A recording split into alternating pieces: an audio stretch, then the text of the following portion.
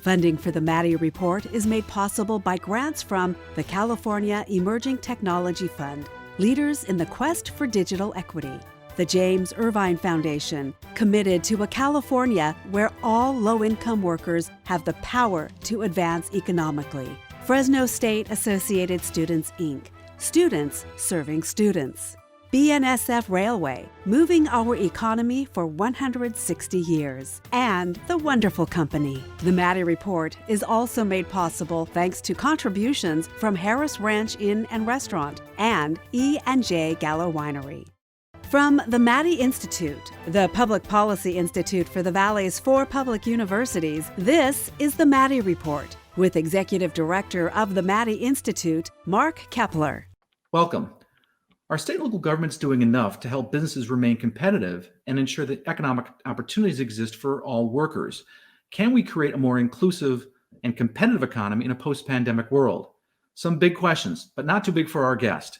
He is Lenny Mendonca, former head of California GOBiz, the governor's Office of Economic and Business Development, and a chief economic and business advisor to the governor. Welcome back to the Maddy Report. It's nice to see you. Nice to be here. So listen, it's an often repeated refrain that the state's costs are too high, that we have numerous regulations, and that's pushing businesses and residents out of California. Do you think the talk of a California, I'll put exodus in quotes, is overblown, or is there some validity to these complaints? So the short answer is it's definitely overblown, but there are issues that the state and our economy need to address. If the New York Times had been founded a year earlier when California became a state instead of when it was, they would have had a breathless headline that gold miners flee a new state, the gold rush is over. Every time we go through this part of a cycle, the media, particularly East Coast media, declare that California is over. It happened post-World War II when there was a large influx of people moving to California to help build the Pacific Fleet. It happened after the decline of the defense industry and the collapse of the savings and loan industry in the late 80s. It happened in 2000, 2001 with the internet bubble and the end of Y2K. And it happened in 2008 after the Great Recession. So this is not new news. This is not new news. Okay. Well, let me ask you this. Another argument that's being made is that they say that California's reliance on taxing the very rich is driving entrepreneurs away. Steve Wesley, former state controller, had this proposal recently where he said that maybe we should take this opportunity to make the tax system spread the burden a little bit more evenly, maybe tax, what they call sin taxes, right? So polluters, sugary drinks, that kind of thing. Would a post-pandemic a California economy benefit from some changes in the tax structure? So Californians have periodically explored whether there's an opportunity to change the tax structure. It just happens that in this economic cycle, which is very unusual in the sense that it was caused by the virus, not a normal cyclical downturn, we've actually had the many businesses and wealthy individuals in the state do quite well. And so normally you'd see a deep dip in state revenues, but now because of that progressive tax structure, the state's actually running a surplus this year. The issues with that have to do, normally it's much more volatile. And so the challenge of how you deal with that is either what the state has done for a decade now, build a substantial rainy day fund to be able to take off some of those peaks and spread them over a longer cycle when you have downturns, and or tax more broadly so that whether it's the sin taxes are small and won't make up the difference.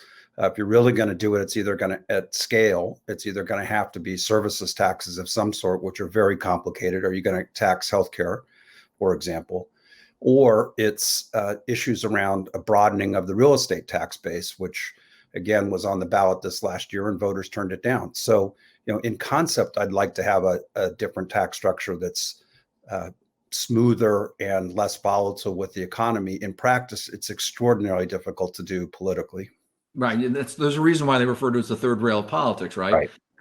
Let me ask you this one last question. We've only got about a minute left in the segment. I want to ask you about what do you think California needs to be competitive nationally and internationally in a post-pandemic world?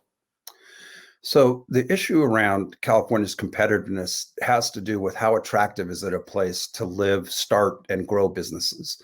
And so California's been an innovation economy for a very long time, and ensuring that it's still a place, particularly in a world of remote work, that is true. And so California needs to retain its edge in ensuring that it gets a disproportionate share of venture capital. It needs to ensure that it is a place where a disproportionate share of companies that are going to go public are from California. That is true today.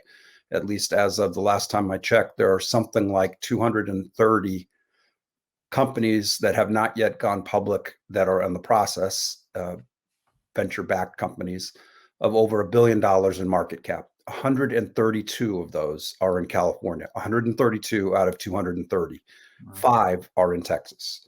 So, California has an innovation economy, and that's where the future has to be. So some things aren't bigger in Texas. Okay, yeah. When we come back, we're going to talk about a post-pandemic economy and what the government can do to help those most impacted by the changing economic landscape. This is the Maddy Report. Welcome back. I'm Mark Keppler with the Maddy Institute. We're talking with Lenny Mendonca, the Chief Economic Advisor to Governor Newsom.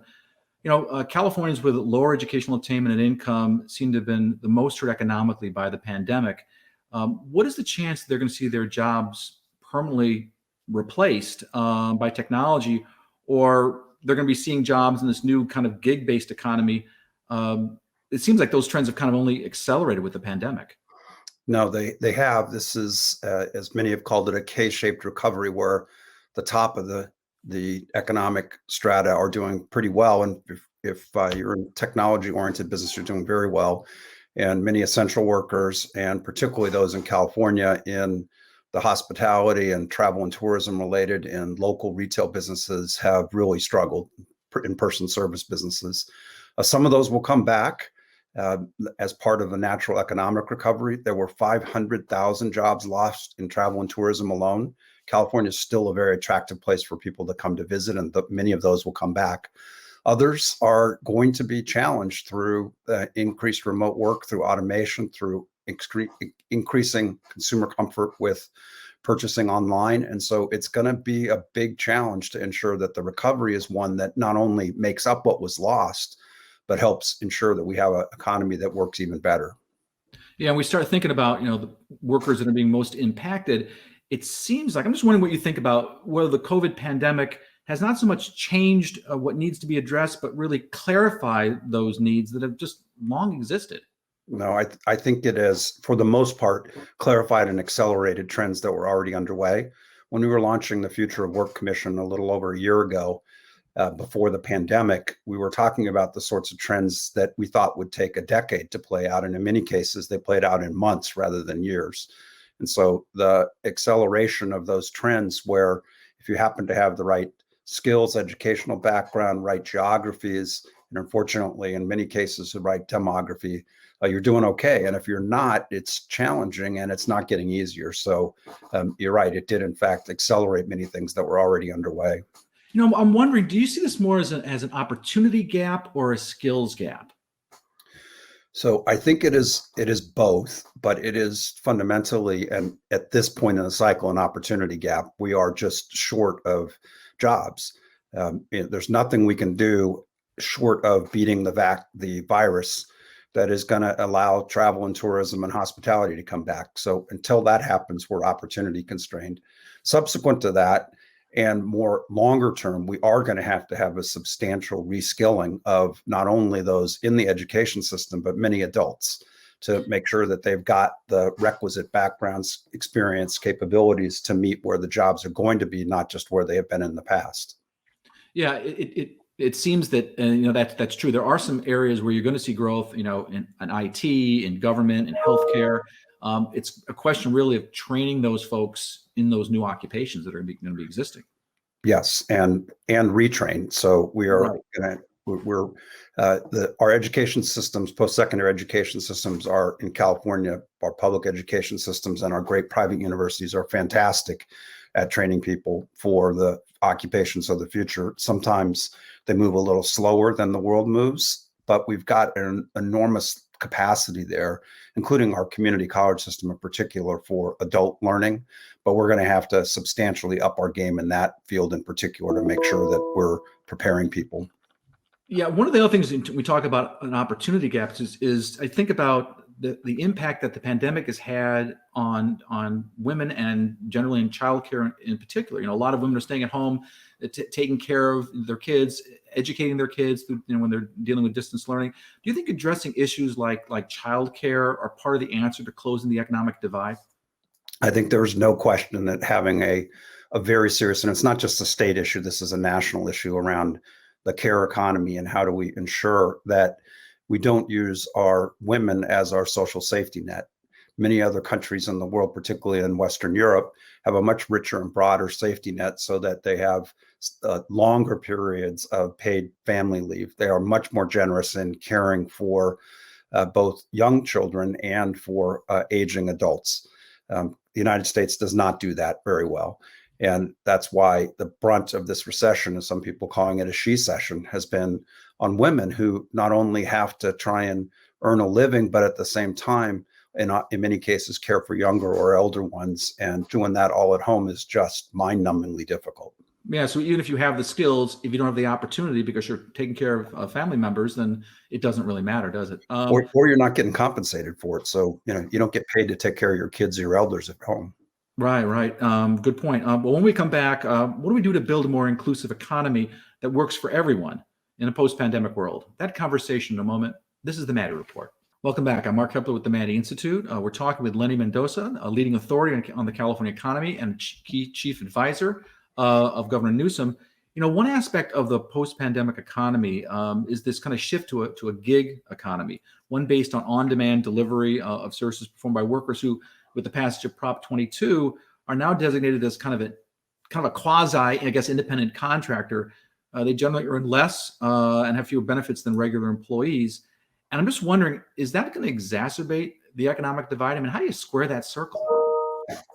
So again, like the issue of remote work, this was something that was happening already and was well underway. And the issue around classification, as you all know, has been an important economic and political issue in the United States and in other places in the world. The pandemic accelerated that, particularly in issues of food delivery and other remote service delivery that requires in-person last mile work. And the issue around how do you classify people who do that work, whether they are, as the California Supreme Court and the state legislature in AB 5 said, your employees. And then Prop 22 for drivers said that no, they were in a different class where there were more benefits than independent contractors, but less than employees. I think that this issue is going to be a live issue over the next several years. It's, as I said, an international issue, but California and the United States labor laws are not aligned with where work is going. And so there may be a third class that has to come through in a more formal designation in Washington, D.C. Just this week, the UK ruled, as the California Supreme Court did, that Uber drivers are employees, not independent contractors. Yeah, so it's an ongoing conversation. In addition to that, I mean, you're going to see, I think you're right, this kind of the last mile delivery services are going to increase. See what automated cars have to do there. But certainly they're talking about automated trucks for long haul truckers. People are expecting to see, a lot of those folks replaced. And for a lot of states, and California included, that's a lot of jobs. What's going to happen to those people? So again, this isn't going to happen overnight, and it may be long haul first, and it most likely will be. And there'll be regulations that determine how that happens for safety reasons, if nothing else. And there will be time that will be really important, like many other segments of the economy, where workers are being automated or changing their jobs, that they either have to be reskilled, retrained, or find a different occupation.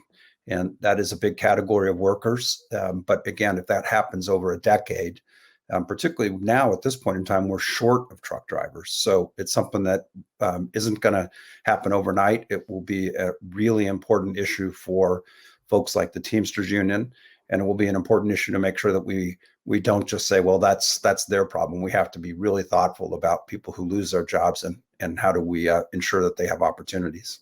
And you may see groups like the Teamsters Union try to organize these gig drivers too. They might reach some kind of industry settlement, what they call sector bargaining. Right. I want to ask you about that in terms of what can the federal government do or state government do in terms of policies to help these lower income workers to make it a more inclusive economy, make an economy that works for them. I suppose you could increase the minimum wage. You could expand the earned income tax credit, increase training. What kinds of things do you think the government should do to help them? All of the above. We need to ensure that there is not regulatory arbitrage through misclassification of workers. We need to ensure that there is a robust safety net when people are unemployed or partially employed or have something happen to them if they're sick or have to care for someone. We need to, as we mentioned earlier, have a care economy that works so that there are not burdens disproportionately placed on those who have to care for uncompensated work for young people or elderly people. We have to have a robust K-12 and pre-K system, adult learning. And then I am a big fan of an expanded and enhanced earned income tax credit. Mm-hmm. I think there's interesting conversations, and California's been leading the way on these of what's the definition of work for which EITC should be available. So, and what I've seen in terms of research is it may be more impactful than increasing the minimum wage. Expanding the earned income tax credit. I mean, you kind of have to have a little bit of both, but on the margin, if you told me to choose one, I'd sure choose EITC. Yeah. Well, when we come back, we're going to talk about some new opportunities for both businesses and workers in a post-pandemic economy. That conversation in a moment. This is the Maddy Report. Welcome back. I'm Mark Keppler with the Maddy Institute. We're talking with Lenny Mendonca, a key advisor to Governor Newsom on business and economic issues, about what a post-pandemic economy might look like and how the COVID-19 pandemic could create an opportunity to build a more competitive and inclusive California economy. Lenny, it seems like virtually everything went virtual during the pandemic, from work to education to healthcare. What does that mean for economic development, particularly for places like the San Joaquin Valley that can offer affordable housing and maybe a higher quality of life? I think there is still a fair amount of uncertainty exactly how will remote work evolve when the pandemic is under control and people have the option of going back to work. But most observers and many of the leading companies that have been at the forefront of remote work believe that this is a permanent shift, not that we'll have 100% of the people who are working remote now working remote 100% of the time, but that as likely 3/4 or more of the people who are working remotely can do that on a reasonably continuous basis for 3 or 4 or sometimes even 5 days a week. So we're going to see a substantial increase in the number of jobs and tasks that are available to be deployed remotely, 2 to 3 times at least probably where we were before the pandemic. That creates very interesting questions about geography of jobs. So if you have the opportunity to have access to high-paying jobs that are available in Silicon Valley and San Francisco, but you can live in Fresno and have a much more affordable and lifestyle, I think that's a very, very interesting opportunity. But the key there is going to be they're going to have good. They're going to close the digital divide. They can't have that gap that exists in a lot of rural communities in the valley.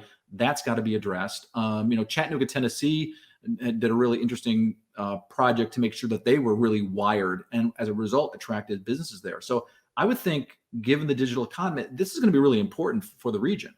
No question. Right as we were heading into the first wave of closures with the pandemic, we were announcing the California for All broadband plan. And a talk that I was giving with Sonny McPeak, we were just talking about how if you ever needed an urgency to why this needed to happen, both for economic reasons, but for public safety, health, et cetera, we absolutely have to have universal high-speed broadband everywhere as fast as possible. And that's, if the coin of the realm before was you had to have physical access through physical infrastructure, roads and rail, et cetera, the coin of the realm going forward is you have to have digital connectivity. The other thing I would argue too is you also have to have communities that are attractive, right? It can't just be a cookie cutter housing development. You've got to offer the kinds of amenities that, frankly, folks from the coast are used to, right? Or something special that attracts them. Because now with telecommuting, you could live in Boise, you could live anywhere. I actually have a niece who's telecommuting with a data analytics company in New York City that she works for from San Diego. That's the new world. Yeah, I mean, people are going to be competing for talent based on the quality of where they can live and want to live, and that's both a quality of life question. And so, all of the amenities that you just described, California has a huge advantage called weather, which everyone notices this time of year. But it's also important that it's an economic proposition. So it's going to be really challenging for the city of San Francisco when their median house price is 3 times Sacramento and 4 times Fresno. That's just not sustainable. Well, I'm wondering though, you think we're going to see a kind of a explosion of entrepreneurial activity as a result of the pandemic coming out of it? I think it's already happening. That is part of what has been historically the case in downturns. People both see new opportunities, and this is even more pronounced because it's dramatically changing the way we work. But it's also that many people decide that their best opportunity is to be an entrepreneur. And it is important that we are cognizant of that and supporting them going forward. The number of particularly Main Street businesses that have been challenged and had to close because of the pandemic is extremely pronounced. And I'm more concerned about the renewal of those businesses than I am about businesses that have access to venture capital. You make a really good point. In fact, the Little Hoover Commission recently came out with a report on small businesses, and they were talking about the community development of financial institutions and specifically the California Rebuilding Fund. And that really helps minority-owned small businesses. And they were recommending that you give them $1 billion, see if they can use this successfully. And if so, make that an annual appropriation. Seems to make a sense. I mean, a business person like you thinking probably ROI, return on investment. But I'm wondering from a political standpoint, because of the hesitancy of making these ongoing allocations, because they're worried about the budget, is that possible to have that ongoing allocation? So I testified to that Little Hoover Commission. I thought their report was very good. And I do think the California Rebuilding Fund is a perfect example of what we should do in times like this. We have a surplus at one time at least. Use some of that money for things that can demonstrate and experiment with some new opportunities. And if it works, extend it with more funding, although some of it could be self-replenishing if they're loans that are getting repaid. And also that's something that is increasingly in conversations with the Biden administration as something that the federal government should pick up. The California head of small business advocate, Isabel Guzman, is going to be the head of SBA in Washington, D.C. And I wouldn't be surprised to see some of that. Well, let's see if that happens. Unfortunately, we're running up against a hard deadline. We could talk forever. I want to thank Lenny Mendonca for being our guest. I want to thank you for watching. This is Mark Keppler for the Maddy Report. The views expressed in the Maddy Report are those of the individuals participating in the program and do not necessarily reflect the views of the Maddy Institute. If you'd like to share your thoughts about today's episode of the Maddy Report, please visit our website at maddyinstitute.org.